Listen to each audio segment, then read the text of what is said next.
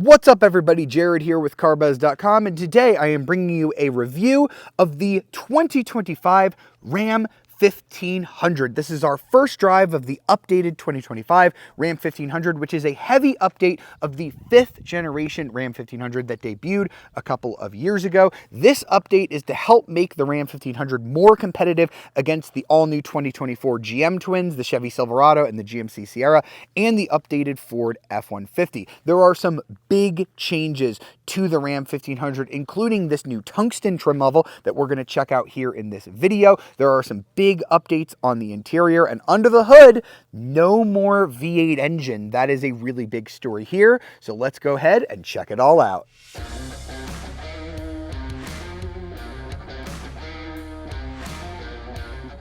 We're going to start with a quick exterior tour, because the one thing that I kind of dig here is that Ram did not go crazy redesigning the 1500. Why break what isn't broken?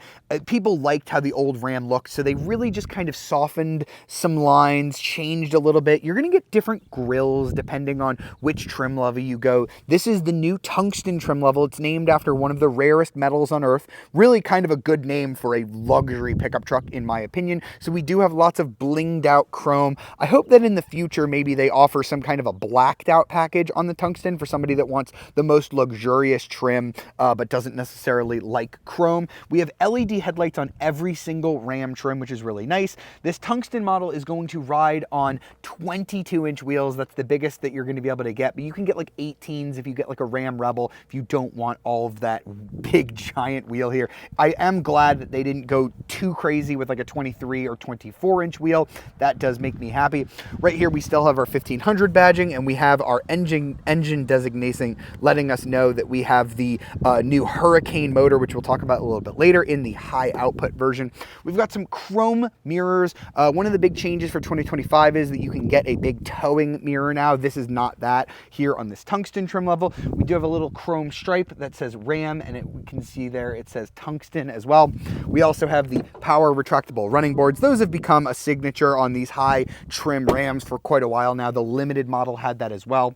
There are two bed sizes available. You can either get this 5 foot 4-inch bed, or you can get a 6 foot 5-inch bed as well. So this is the shorter bed size, but it does have the Ram box, which is quite nice. So this is a very popular feature. You have got a lockable key right here, but you can just push this button. You get some nice drainable storage here. You even have a little bit of power in here as well. This could be awesome for your pew rack, anything like that. It does take up a little bit of bed storage vertically, or I should say horizontally on the Ram, but it's really cool. I know a lot of people like it. You do get the Ram box on both sides as well. On the tungsten trim, we've got big Ram spelled out across the side with our tungsten badge. It's kind of interesting because the tungsten badge isn't chrome. It's kind of a shiny metal, but it's not quite as chromy as the Ram is. I kind of wish that this material was actually here, because I'm not a huge fan of the chrome. We've got a power lift gate here, which is a nice feature here. So as you can see, it drops down automatically. It does lift up automatically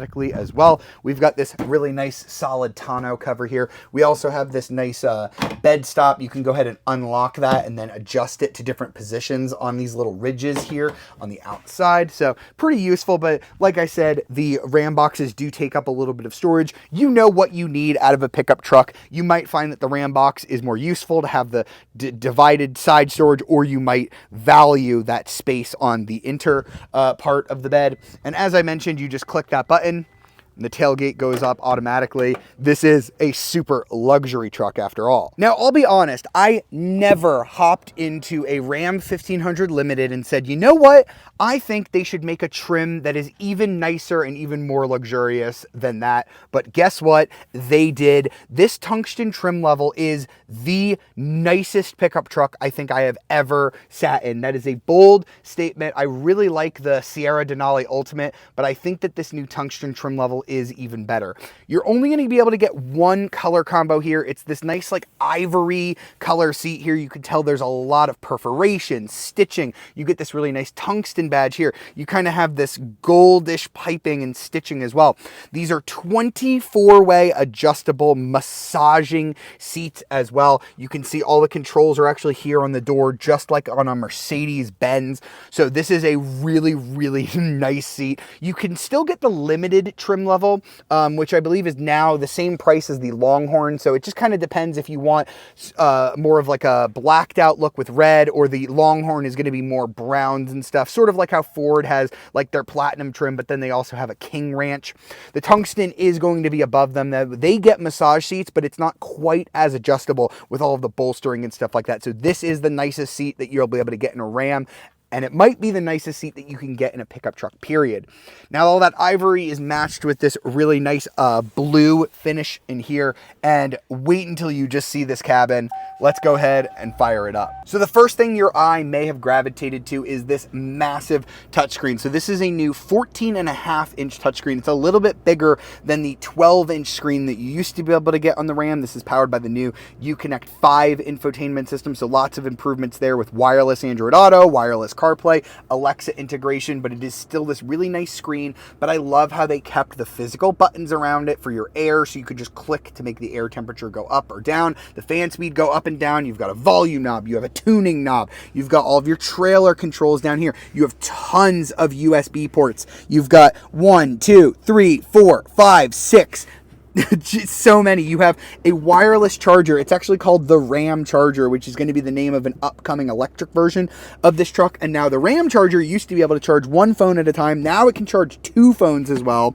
Look at how deep this storage is. You can slide the cup holders out of the way. You've got your coin holder here with more storage here. You've got this really nice stitched armrest with the tungsten badge here with your VIN number, which is really cool when you get the tungsten trim level. More storage under there with another USB port. This is a really amazing interior. We now have a digital gauge cluster. The Ram used to have analog gauges, but now it's gone digital, so you can have a full color map. You can have other information up there as well. All of this is tied to a new, I'm going to butcher this name, Klipsch. Hard name to pronounce, but it is an amazing new speaker system. 23 speakers with over 1,200 watts. I'm going to go ahead and say this is the best audio system that I have ever tested in a truck. It is that good. Your ears won't believe it when you get in here. It's absolutely amazing. We also still have a lot of things that we loved from the previous Ram before they did the facelift, including a panoramic roof, which is really nice. You do have to push that twice to get the roller blind to go all the way back, but it lets so much air into the cabin, which is super nice. And then one of the new things that they've taken from the Jeep Grand Wagoneer is that you can also get a screen on the passenger side here as well. Now, I've actually stepped over into the passenger seat because you actually can't use this screen from the driver's side. It's actually like a special technology so that if you look at it from this angle, you cannot see what's on it, and it won't turn on unless you have a passenger. Now, the one thing I will say, while the screen is really cool, I love how you can pull up the 360 camera. So if you're in one of the off-road trims of the Ram and you're doing some off-roading, your passenger can actually spot for you using this camera, which is really cool. There's an HDMI port right here on the dash, so you can plug in like a Fire Stick or whatever, and your passenger can watch movies, which is really cool as well. You can also set the navigation, although it's really not that hard to just reach right over here and set the navigation as well, so you can watch that as well. But look at how much glare that is. You can see me, you can see the camera. It really is kind of hard to see unless you're maybe at night and the screen is a little bright. I wish they could turn the brightness. I checked the settings. I did turn the brightness all the way up. That's as bright as it gets, and there is quite a lot of glare on there. This is optional on most other trims. It is standard here on the Tungsten. It's a cool feature, but in practice, I don't know if I would use it that much. And last but not least, before we get the new Ram 1500 out on the road, we'll talk about the back seat, where the Ram was always the most impressive truck to me in terms of backseat comfort. And there's one simple reason for that. You could grab this little button down here and you could slide the seat like so. So look at that. You can see that it reclines the base out and then the back part is going to recline a little bit. That gives you so much more comfort than most trucks where you have to sit bolt upright. And I'm telling you, just that little feature alone already makes this one of the best back seats in the business. But we are not done yet. We've got that suede headliner. We can enjoy the panoramic roof. We've got speakers everywhere back here to enjoy that amazing sound system. And then you've got your cup holders here. You've got heated and ventilated seats. I believe that the Toyota Tundra is the only other truck that offers ventilated rear seats besides this, but tons of USB ports, air vents, heated and ventilated seats. You also have more cup holders. If you go ahead and pull this down, you have another really nice leather arm cover here with some storage, more cup holders as well. And I'm not even joking. Even in the reclined setting, I still have plenty of leg room. If I need even more, I can do this. Huge amount of space with a flat floor. And it's not just luxury as well. They haven't just, forgotten about practicality. You can lift the seats up with a little bit of storage here. Not quite as much as what you can get from others, but if I go ahead and lift this one up as well, I believe you can pull this out in some way as well to get a little bit of more storage under here. So they really have not skimped on practicality, but they have done so well in terms of luxury. All right, so now let's get the updated 2025 Ram 1500 out on the road. And one of the things that I always loved about the Ram 1500 is that it rode really, really well, and it kind of felt like the most car-like ride that you could get in a pickup truck. It didn't feel very trucky in a good way. It just felt really daily drivable, very comfortable, great to take on a road trip. So I'm curious to see, I'm sure they didn't ruin that here with this 2025 update, but I'm sure they made some enhancements. The big story under the hood is that there is no more V8 engine. I know that some people are going to be very upset about that fact. It is going to be an all 6-cylinder lineup here, which is pretty interesting to me. So the entry level model is going to have the 3.6 liter V6 Pentastar. We are very familiar with that motor. It's unchanged from last year. I think it produces about 306 horsepower and 268 pound-feet of torque going out through an 8-speed automatic transmission. And interestingly, the V6 is the only one that's going to get Ram's e-torque system. They introduced that when this 5th generation Ram first came out. It's a mild hybrid system, so it can shut down the engine really smoothly at stops. They used to do that on the V8 as well, but as I mentioned, no more V8 here on this Ram. Now the V6 is great for the lower trim models, but if you're getting anywhere near the higher end of the Ram lineup, you're going to be getting what's under the hood of this truck, the new 3-liter twin turbocharged Hurricane motor. So this is the newest motor from the Stellantis family. We've already seen it in use in the Jeep Wagoneer and the Jeep Grand Wagoneer, but this is the first time Ram gets it in a pickup truck. It replaces the 5.7 liter V8 Hemi that we have known for so long. With 2 turbochargers and 6 cylinders, you're going to get 420 horsepower and 469 pound-feet of torque. To put that into perspective, the V8 with 5.7 liters only produced 395 horsepower and 410 pound-feet of torque. So even the standard output version of this Hurricane Inline 6 is more powerful and more torquey than the old V8. That is fantastic that you're getting more standard power out of a much smaller displacement engine. But we've got the high output. So you're going to be able to get this new Hurricane engine in 2 different states of tune. There's the standard output that I just talked about, and then there's this baby. Woohoo! Man, that is really quick. Our good friends over at Redline Reviews, shout out to you, Sophion, for this, tested this 0 to 60 and they got it in just 4.7 seconds. In a big truck, that's really, really quick for something that's not like a big supercharged V8 like a Raptor R or a T-Rex. This high output version of the Hurricane Inline 6 produces a whopping 540 horsepower and 521 pound-feet of torque. That blows away pretty much everything in the segment. Like, you would need to get Ford's Power Boost hybrid, with hybrid assist, and even that doesn't produce the numbers that this high output Hurricane Inline 6 does.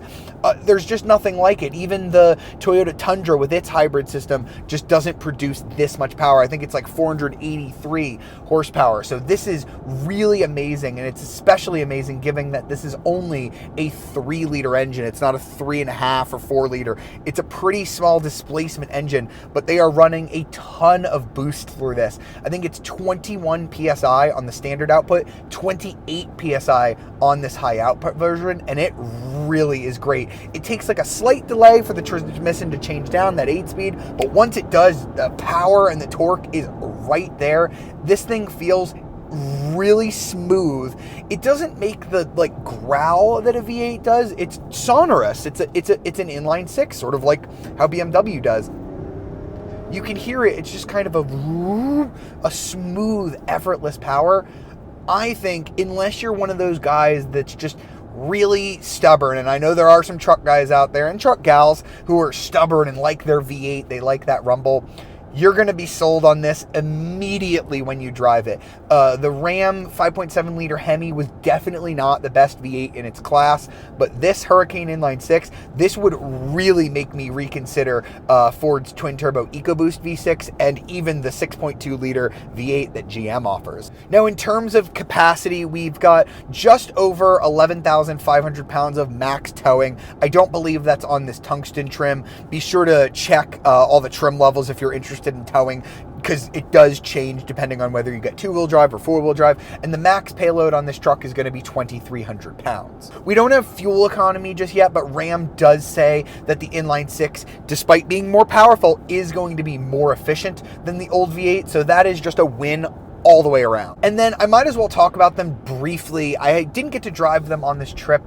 but Ram did bring along the Ram Charger and the Ram Rev, which are two alternative power versions of this Ram 1500. So the Ram Rev is going to be the electric truck, similar to the Ford F-150 Lightning, the Silverado EV, and the Sierra EV. You're going to get two electric motors producing 654 horsepower and 620 pound-feet of torque. That is a lot. I believe that's more than the Lightning produces. 0 to 60 in just 4.4 seconds, so a little quicker than even this high output inline 6 does. You're going to get two battery sizes, either 168 or 229 kilowatt hours. That big battery is massive, so the range is going to go from either 350 on the low end, which is still more than the F-150 Lightning does, to 500 at the high end. That is really going to cure the range anxiety that a lot of people feel about electric pickup trucks. 500-mile range. The only thing that even does that right now is the Lucid Air, and that's a sleek sedan. So the fact that they managed to squeeze 500 miles out of an electric truck